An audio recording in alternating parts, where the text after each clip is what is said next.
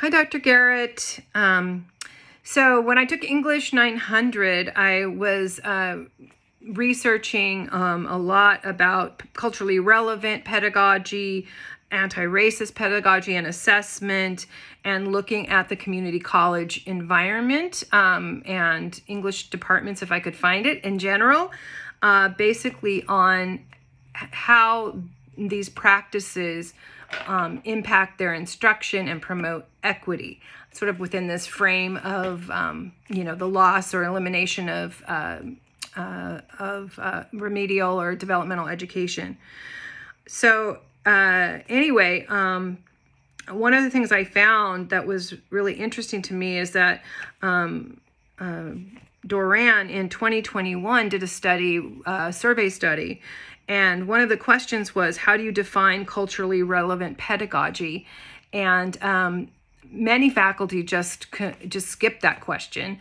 And if they did have a response, it was typically something like including, diversity in my materials. And it didn't go beyond that. So I think this is an area that's really ripe for more study and to hear more practitioner voices. Lately, I've been reading about the effects of COVID-19. There's a edition of Current Opinion in Psychology that's focused on COVID, and it's called The COVID Generation: Coming of Age Amid the Pandemic. And one of the articles I read really emphasizes the importance of kind of appreciating the stressors and the anxiety, financial instability that many students of color face and during the pandemic and continue to face, and that wellness really needs to be considered, right? And so they have some ideas like, very concrete, like you need to provide psychosocial support, financial support, but they also say that it's important for students to have the opportunity to create different narratives, ones that have resilience and growth at their heart, rather than just all the narratives about struggle and pain.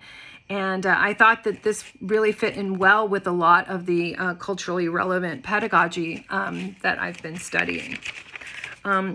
I've also studied the effects of AB 705. Again, there's not a huge amount of research yet, but one study I read by Audrey Baca-Lopez from Mount San Antonio College here in California is that implications for equitable outcomes of Latinx students. And so what are the, in looking at AB 705, what are the implications for this particular group of students, which, by the way, is a very large and growing demographic in California. So her point is that community colleges have historically pushed out and left out students of color.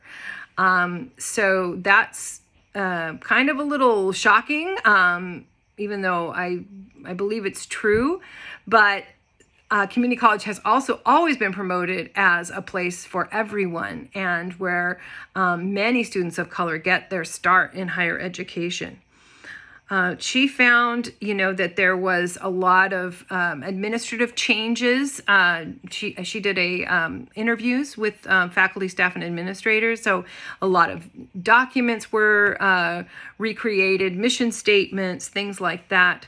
And then also that there were, just ways to eliminate barriers to basically, entering college and being successful. So they, placement tests have largely gone out the window. There's co-requisite courses that are going to support students. But she also mentioned that there were a lot of professors, particularly math professors, that were still incredibly resistant to change and even hostile, that they had suggested that as a department they should just fail everyone right after AB 705 was implemented. They didn't do that, but that those intense feelings were still there for them. I think it was published in 22, probably she did her research in 2021. or 2020. Anyway, she said that feelings of stress, frustration, confusion, and dissent were prevalent. And so it'll be interesting to see how those feelings continue, or what have faculty done in sort of in the coming to the conclusion that this happened, this is reality, and now what are we going to do? So anyway, I think it's going well. It's interesting to me. So thank you for listening.